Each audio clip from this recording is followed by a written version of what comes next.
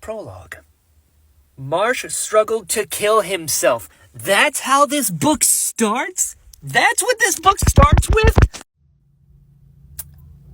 I just finished chapter 19 of The Hero of Ages. Is Kelsier alive? Is that a thing? Is it a real thing? Or does Spook have like a brain trauma and he's hallucinating? Because what? Also, wait, no. He can't be hallucinating and having brain trauma because he's burning pewter. And Kelsier said, I'm giving you the blessing of pewter so you could get revenge. Is Kelsier the spirit? Is he? Is Kelsier the spirit? What is happening? Okay, so, Hero of Ages. There's no way I'm going to be able to talk about this book all in one, so I've decided to do chunks, right? I'm currently on chapter 32, so I'm like a third, almost halfway kind of vibe. Ellen and Vin are at the ball right now, and we're going to talk about it. Obviously, spoilers going forward, and even more obviously, please do not spoil anything for me in the comments. This is my first read-through. I'm very excited. Thoughts and reactions, here we go.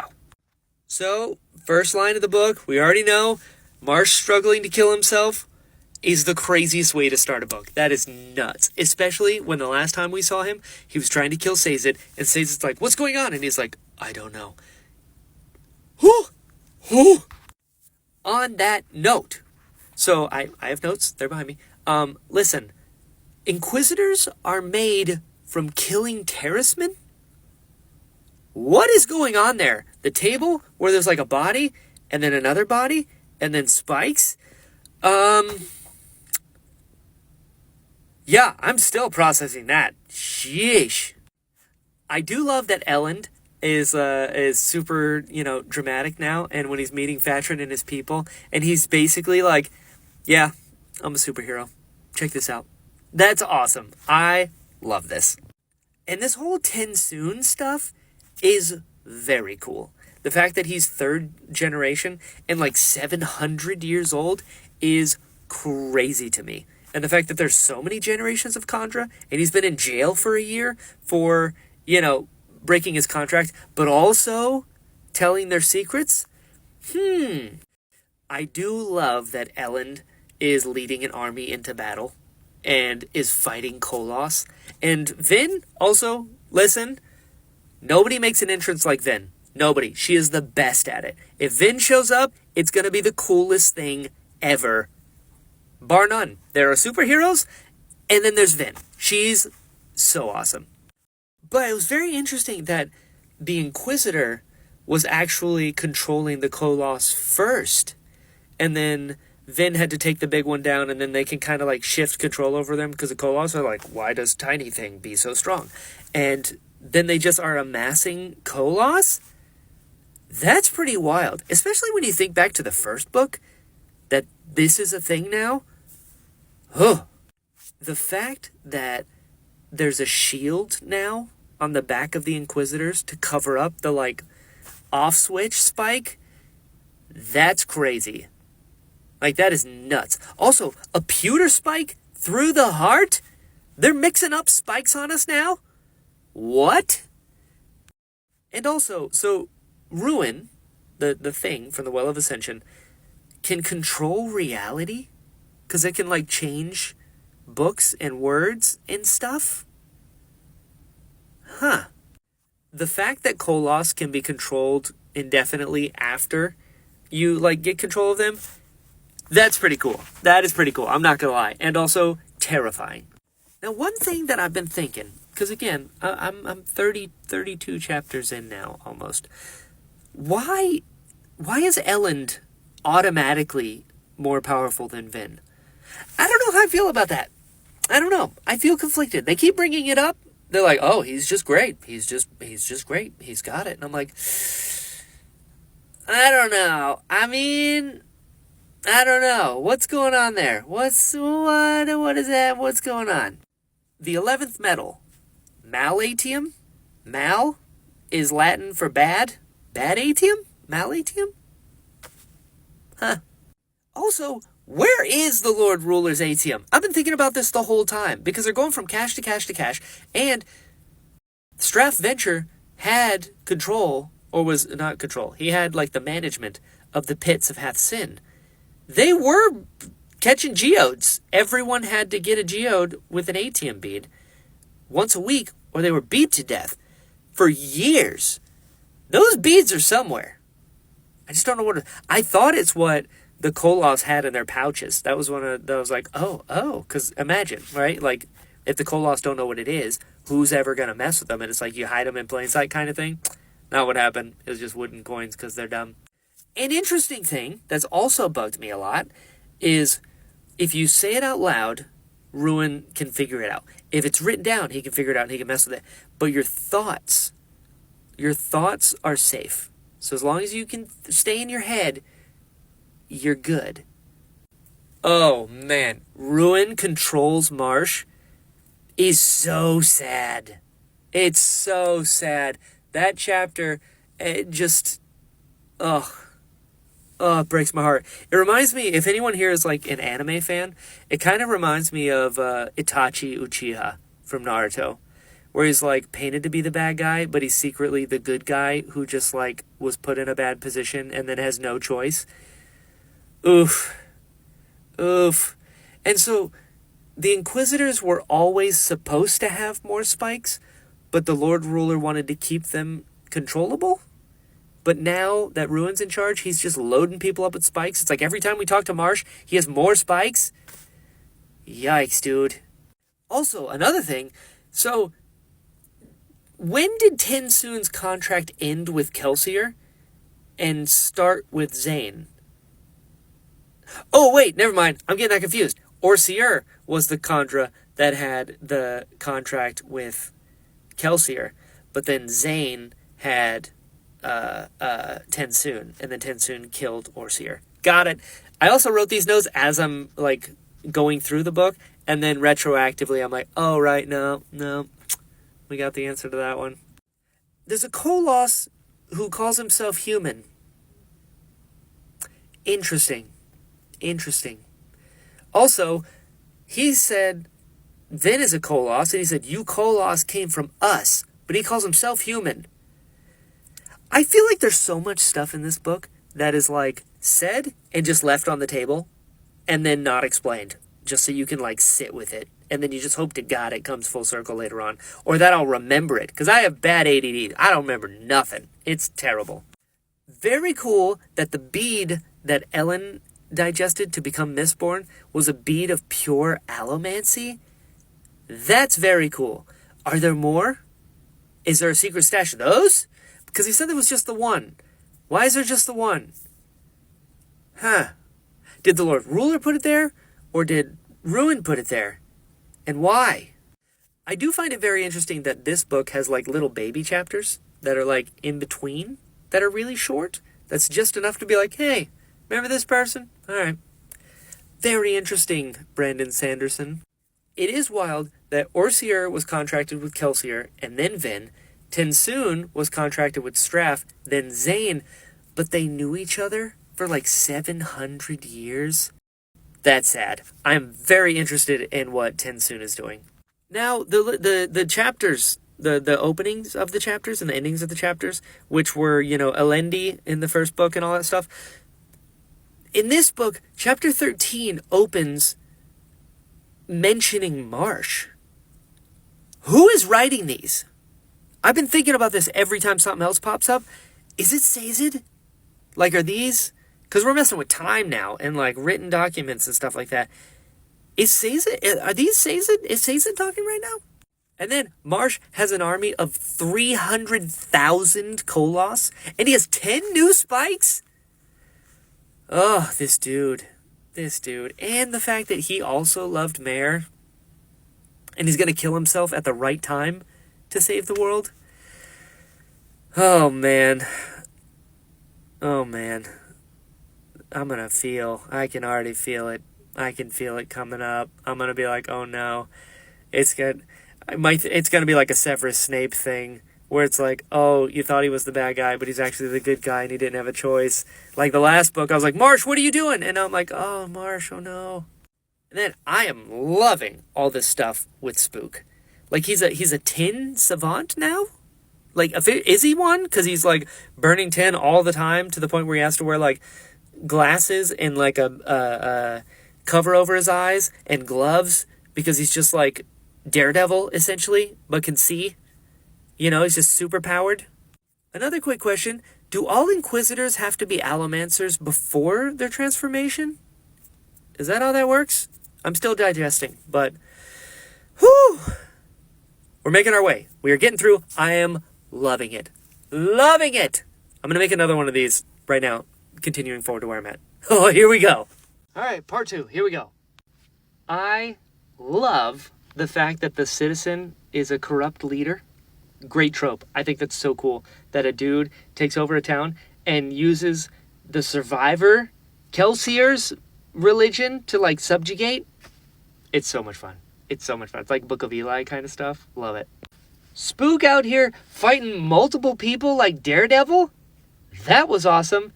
And then they got him. That sucked. But they had Allomancers, which means they had noble blood, which means hypocrisy. There's allomancy and hypocrisy all up in this place. And Demu, that was sad. That was sad. That was sad. Poor guy. Spook being burned alive in the building like the others, that was nuts. Because they're like, oh, you got some noble blood? We're going to burn you in the noble houses because that's what the survivor wants. So the fact that Spook is like fighting all these people and being a little badass, they throw him in the house like, I'm going to burn you in the house. And then he sees Kelsier, and Kelsier speaks to him, and gives him the power to burn pewter? What? Because listen, Mistings can only burn one kind of metal. Mistborn can burn all the metals, to my knowledge, and Spook can now burn 2 metals. What is that about? And also, it was Kelsier. He saw him. He heard him. What? Is Kelsier alive?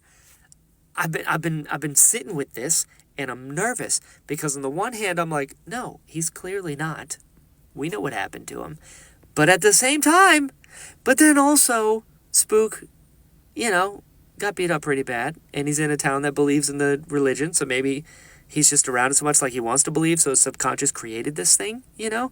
But then, like the video I mentioned before, there's the spirit, and I've been thinking about that. If Kelsier is the spirit, maybe he figured something out when he, like, ascended, and then was like, Vin loves Elend, so I'm going to cut Elend, and Vin will save him, and that's what'll happen. But then she didn't, and instead released Ruin, and there's so much with this. Also, the fact that nobles would beat their kids almost to death to try to make them snap, sheesh, that's dark. That is dark. And Norden, a good obligator, he's pretty cool. I'm not gonna. I like him a lot. He's neat. It's something interesting. So Ruin. So I've been thinking a lot about this like balance thing. This like yin and yang. Like I've got it tattooed on me. The idea, because they keep mentioning like ruin and preservation. So like, first off, what is preservation? What's that? Is it ruin or is it not? And so I've been thinking about like a yin and yang metaphor where like ruin is the yang, but then who's the yin? You know, it's like the evil spirit ruin, but the good spirit is Kelsier? I don't know. And the fact that no one knows what Kelsier did from the time that he left the pits to the time that he got back to Luthadel? Just something to do with like the 11th metal, but nobody else had heard of the 11th metal before? But Kelsier found it? And oh my god, Spook's backstory with his dad trying to kill him, and then clubs paid for him and took him. That's so sad. That's so sad. Man. Ooh, also, so Ruin cannot. So I've been thinking maybe the spirit was Ruin, right? Like maybe Ruin's just messing with people. But then why would Ruin want to help Spook? And he said to get revenge. What's that about? I don't know. But Kelsier responded to Spook's thoughts. Like Spook thought something, and then Kelsier responded to him in his head. But Ruin cannot read thoughts. So is Kelsier a manifestation of Spook's psyche because his tin mind is making him go crazy? I don't know. And like, Ruin can kind of change reality a little bit, right? Because he can change the rubbings, and he can change books, and he can change entire religions. But he can't read people's thoughts. But Kelsier responded to Spook's thoughts. And also, the narrator, the person who's writing the things, mentioned about how the Lord Ruler would like stifle technology. He mentions gunpowder. How does he know about gunpowder? When's that taking place? To retroactively be put in the blurbs. I don't know what's going on with that, but that's bugging me. I do love that Sazed and Breeze made a fool of the citizen in front of everyone. That was pretty cool. I did quite enjoy that. When he was saying stuff and Breeze was like, "Oh, how do you feel that I made you say that?" When he didn't, that was pretty good. I did enjoy that a lot. Then talking to that noble lady about killing her cousin Shan. That was pretty badass. I love that they're like, let's go to a ball, but let's be superheroes when we land. We're just going to fly and then like plop in and give him a card and be like, hey, tell him we're here. He's like, yeah, it's us. That's such a power move. And they're so cool about it. And Vin is like, yeah, you nobles are just the worst. And also, I've killed so many people that are in charge. And like, we're going to take your city. So you might as well just give it to us. I love how nonchalant they are about it. I also really love that Spook is the one who gets Sazed to keep looking into religions again. I just think that's so cool. Sazed has been breaking my heart left and right. I feel so bad for him because of what happened, to where he literally lost faith in everything because he's so broken over Tyndall, which same dude. But I like that Spook is getting him back into it. So that's where I'm at. That's what's going on right now. I'm currently at the point where Elend is talking to his buddy at the thing, and they're like, so you're for real about this? And he's like, yeah, of course. So I'm there right now. I'm going to continue forward. Whew, what a ride. This has been awesome. I am so excited, and I'm terrified, and I'm nervous, and I'm excited for what's to happen, because so many things are in play, and things are going on. I have so many questions. So we're going to keep moving on. We are forward. Nope, never mind. Spook talked to Breeze, and then he walked away, and in his head, Kelsier told Spook, I never liked Breeze, and I don't think that's Kelsier. Nope, something else is up. I don't like it. It's not good. Is this the same thing that Zane had in his head, where he thought it was the voice of God? And Spook? Oh no. Alright, something that has been bothering me that I can't stop thinking about. So I'm on chapter 37. And so Marsh said that Ruin can't read his thoughts. So as long as he keeps his thoughts to himself, he's fine. Vin has said, she can't talk to Ellen about the plans. They can't write it down because Ruin would figure it out. But assuming that Ruin is also this, Zane was talking to the thing in his head, and it was talking back to him. It was responding to his thoughts. And now, assuming that it's the same thing, Spook has the same thing, a voice in his head responding to his thoughts. So, is that Ruin? Or is it... it's bad. It's not a good thing. But can Ruin actually hear thoughts? Is he in there? And he just wants them to think that he can't get in their heads, so that they play their hand a little bit too much and he knows what's going on? I have a bad feeling about this. This is not good. Okay, listen here. I've read some pretty twisted stuff, alright? My favorite book series I've ever read so far, currently, is A Song of Ice and Fire. Obsessed with them. Marsh was turned into an inquisitor against his will? And they just grabbed bodies and put them on top of him and stabbed the spikes through an Alamancer's body into him? And that's how it happened? Ugh. Ugh. Yikes. That is traumatic. If anything has ever been traumatic, that is traumatic. And somehow is made worse by Inquisitors dancing around as if it's an amazing thing that just happened. What? Was Ruin controlling the Inquisitors at that time? Because the Lord Ruler was still alive. Oh, Penrod has a spike in his heart now, and Ruin can now touch his mind. It's the spikes that makes him able to do that. Oh, okay. Yikes. Holy shit. The Reen's voice in Vin's head was ruined the whole time? Oh. So wait. So hold on. The earring. Vin's mom punctured her ear. Metal in her ear. Ruin has been in her head this whole time. What? And wait. But the spirit is, how does that happen? Oh man. Okay, so I've calmed down a little bit, but I think I figured some stuff out. So Spook hears Kelsier's voice in his head, which I think is Ruin, I'm pretty sure, and he can hear it because he still has the sword tip in his body, right? So the metal in his body is how Ruin is able to get in these people's heads. And then Zane could hear him as, the voice of God because he had the big spike in his back, right?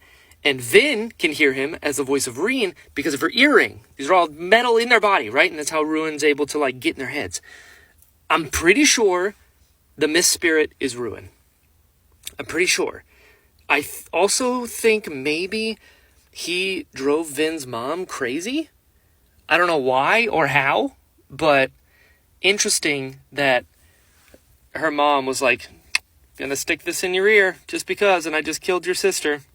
I don't know why. I don't know what that is. That's percolating still a little bit.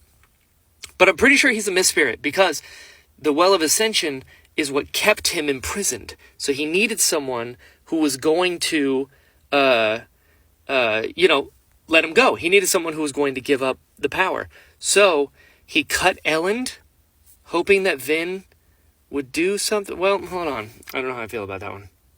We'll see. Because she would have used the power to save him, and she didn't.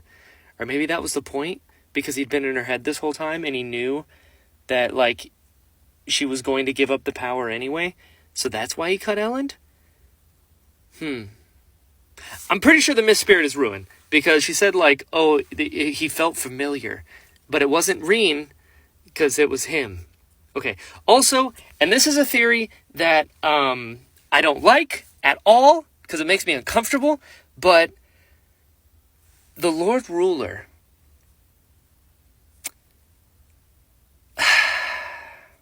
I don't want to believe that he might have had, altruistic intentions, because this has been in my head for a little bit now that I'm, digesting all of this.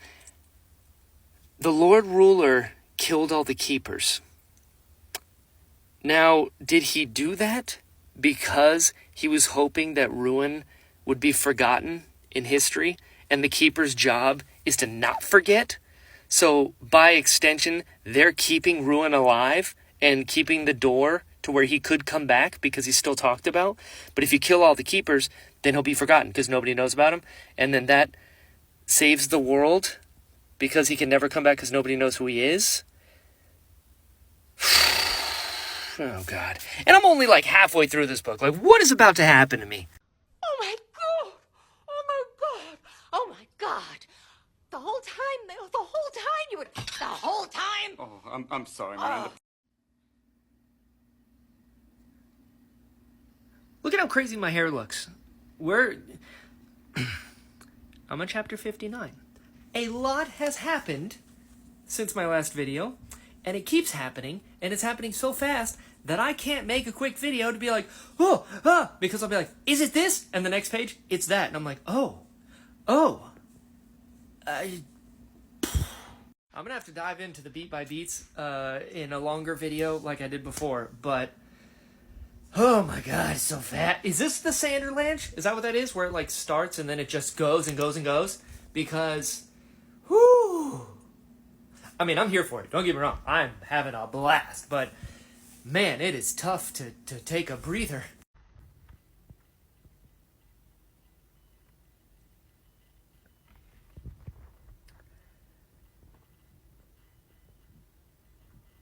The first generation of Khandra are Terracemen, Pac-Man from when Rashik and Lendi were going to the Well of Ascension? What? What? Whoa. Hold on. So the Mists were trying to help people by, like, killing them? They're actually trying to make them snap? And Ellen said it out loud, so now Ruin knows about it and he's freaking out, so... Wait, does that mean that all these people that were supposed to snap but they ended up dying, they have noble blood in them? Or can anyone be an Alamancer? Is that in the 16% and there's 2 metals that are undiscovered? What are those? Okay, the atium was underneath the dais of the I can't even talk right now. The atium was collected right next to where Kelsier's army was, right next to the pits of Hath Sin, hiding in plain sight with the Khandra underneath there. But they also said that it's his body. Huh. So Ruin's body is atium? Oh, we're getting into some weird stuff now. Also, I go back and forth between the book and the audiobook depending on what I'm doing, and they are different. In the book, it says that the dais was 10 feet long, but in the audiobook, it says it was 20 feet long, and in the book, it mentions Lake Tyrion, and the audiobook, it does not. What? Is Ruin a part of this too? Oh.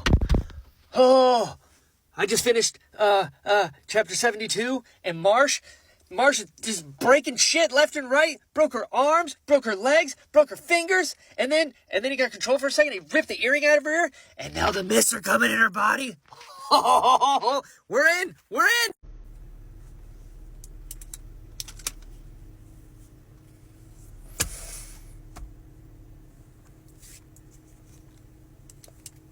I finished it.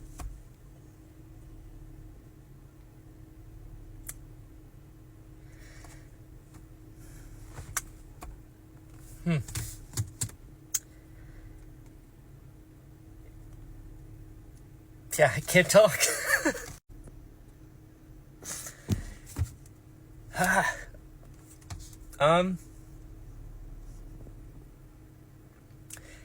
It was Kelsier's request.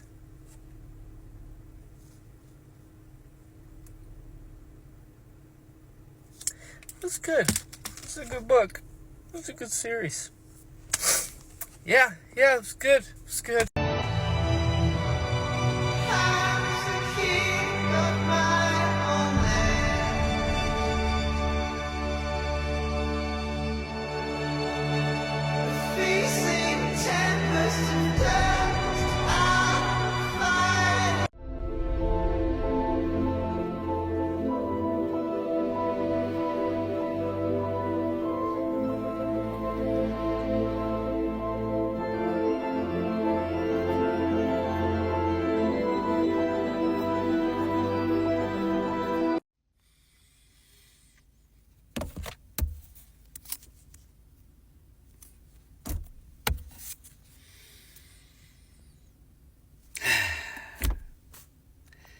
Let's talk about it, and there are gonna be spoilers.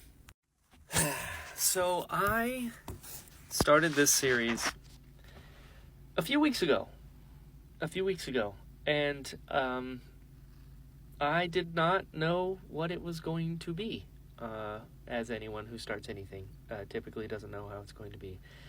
But this was something. This was really something. Oh, and fair warning, this video is probably going to suck because I'm just nothing but emotions. I have no thoughts that are collected. I love this. I loved every bit of this. And I loved having you guys here along for the ride, for the quick little reactions and stuff. And, you know, for the first book, I loved it. I loved everything. This is, I don't know how to say it. The first book I loved. That's the video that started all of this. The second book, it was interesting because a lot of people told me that it was their least favorite of the three.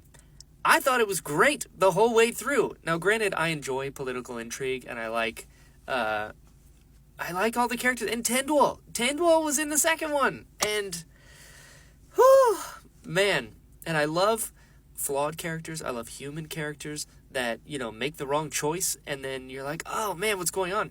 I love how Brandon Sanderson gives you hints of things, but he doesn't straight up, like, tell you. You kind of have to, like, pay attention sometimes, which is really cool. I love that you're figuring out with the characters.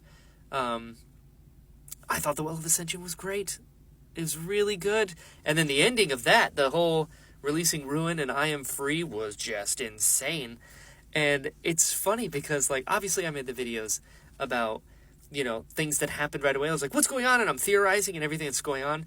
And those videos, and then I had the longer videos, and I'm like, all right, here's a bunch of beats that have happened. I'm taking a break. Let's review. And you probably noticed there was none of those for Hero of Ages, because that book just took off from the very beginning and did not let go at all. And so this series, like, I haven't had a book make me cry since I was a kid. And so to experience something like this, where, like, each book I cried at a different part. Like, it got me good, to the point where, and don't worry, I'll tell you what parts it was. It was in the first book. It was when, it was Kelsier's note. Kelsier's note when he said, you know, I'm sorry for abandoning you. And then when he said, I'm going to tell Mare about you. You know, we always wanted a daughter. Oh, man. And I'm someone, mind you, that's a trope that will always get me no matter what. Because I had a mentor that was like a father figure to me. And he died. And so anytime there's a story that has that, I'm like, yep, I'm crying. Here we go. So that was the moment in Mistborn. In The Well of Ascension, as you guys know, because I made a video right after, was Sazed finding Tindwell. Because I loved Tindwell. Tindwell was one character that I feel like I relate to Ellen a lot. And especially when it came to Tindwell. And she was like, you just need to be more confident, you know? And I was like, oh, right, yeah. I felt like she was talking to me. And then I also felt like I needed a Tindwell in my life and how great it would have been. And then she died, and Sazed finding her, and the tears freezing to his face. Oh, got me good. And then for the Hero of Ages, Sazed's letter got me good. Real good, especially, you know, it was Kelsier's request. Oh, and they deserve a rest now. You put the bodies back together, but the souls stayed. And when he said that, you know, they're happy where they are, I'm like, and I just kept thinking, if he knows, you know, in afterlife stuff, if he knows that Elend and Vin are happy and okay, and that Kelsier requested that Sazed make Spook a Mistborn, because Spook always felt like he didn't matter and that he couldn't contribute anything at all, and it was Kelsier's request, and Kelsier gave Spook his name. The fact that those things were happening, I also thought, I wonder if he found Tindwell. You know? I loved it. I loved this book. I loved all three of these books, and just, man. And I keep finding songs and moments that I'll think about, and then I'll just start crying, and I'm like, man, this is so good. And there's one moment that is one of my favorite moments in the whole series. And the other thing is, you know, as an actor, I'm always like dissecting people and scenes and whatnot. And I'm like, oh man, if I was playing this character, how would I play them? And like, I was so impacted by the story. But I keep going back to this scene where it's in Mistborn. It's when everything is going to shit and the Lord Ruler shows up and Elend is about to get killed and Kelsier saves him. that might be one of my favorite scenes of the entire series because of what it means for Elend, because of what it means for Vin, because of what it means for Kelsier. Like, he hates the nobility, but he loves Vin, you know, and he knows that she loves Elend. And just, everything about it. Everything about these books I loved. I love all of the characters. I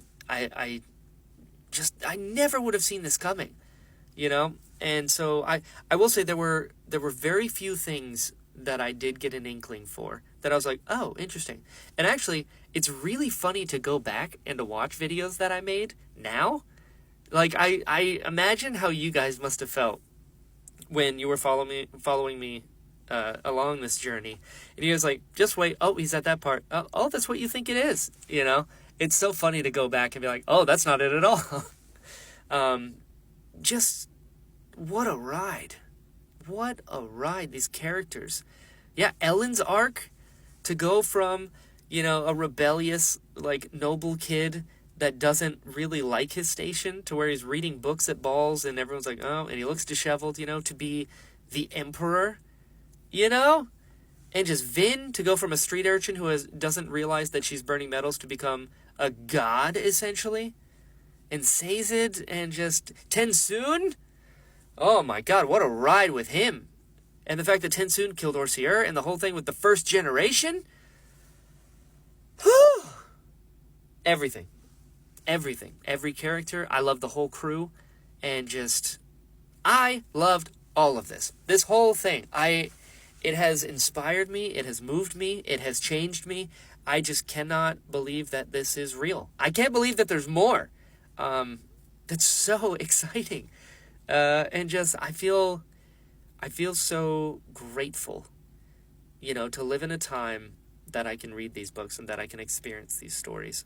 I feel so grateful that you guys joined me for this, because I'm not a content creator. I'm not someone who knows how to do any of this. I'm just a guy with feelings and looking for a place to put them. So the fact that, you know, I was able to make these random videos and so many of you are always there and commenting and, you know, being there for me and sharing in this insane thing that Brandon Sanderson has created. It's so cool. You know, we as human beings are communal in nature. And the fact that I've never understood when people said, like, oh, there's you have a community and stuff like that. I was like, I've never really got that. But I think I'm starting to. And I just think it's great. I think it's so cool. I'm so excited to continue this journey. If you've made it this far in the video, and it is before 9 p.m. on February 16th, there's still time. I'm going to be live streaming from this account in a little under 2 hours. So if you catch this video in the circle thing, wherever side it's going to be on, if it's glowing red, that means I'm live. And I'm just doing this, just going through all of my feelings and talking about them and just being excited. And man, ADD makes this stuff a nightmare to try and funnel my thoughts into a certain way. But ultimately, I loved it. I'm so excited. I'm so grateful to be here. I can't wait to continue on my journey. And I guess I'm going to keep making more videos if you guys keep watching them and hanging out with me. So I will see you soon, guys. And yeah.